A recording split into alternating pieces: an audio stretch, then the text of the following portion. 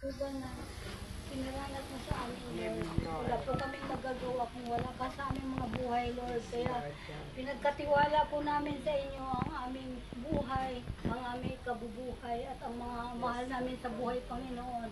At itong aming grupo, Panginoon, i-bless niyo po, Panginoon, na nawa, hindi kami magsawa, hindi magsawa ang aming coordinator, na maging malakas, matibay, pananalig at panagparatay sa iyo, Panginoon, na kaya naming lampasan ang mga pagsubok sa aming mga buhay.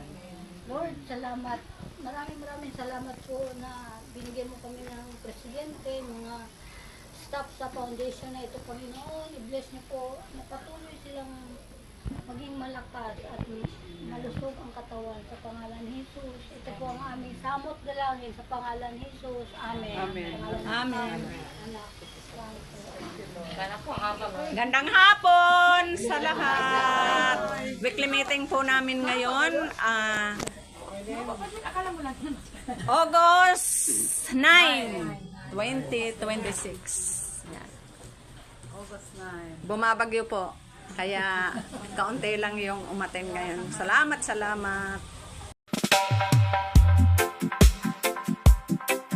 Yeah. One love. Sa bawat umagang gumigising, sa bawat hiningang ipinagkakaloob, isang salita ang nais kong sambitin: salamat, Panginoon. Respect.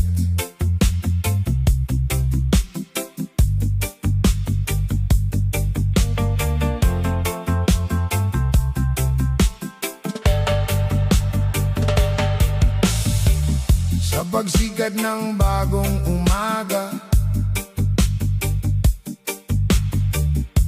liwanag mo ang aking gabay.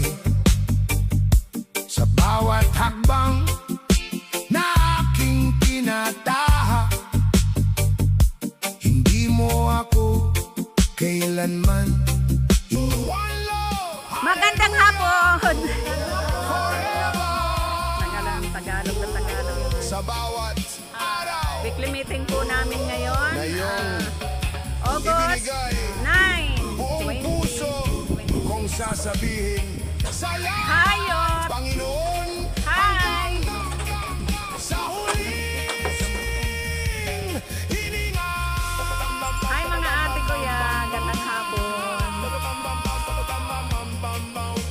One love. Mga masisipag naming members. Respect. Salamat. Salamat sa pag-attend nyo. Thank you, Lord. Salamat.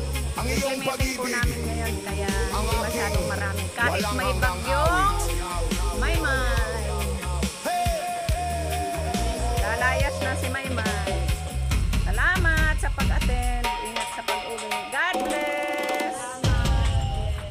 Thank you, Marcian.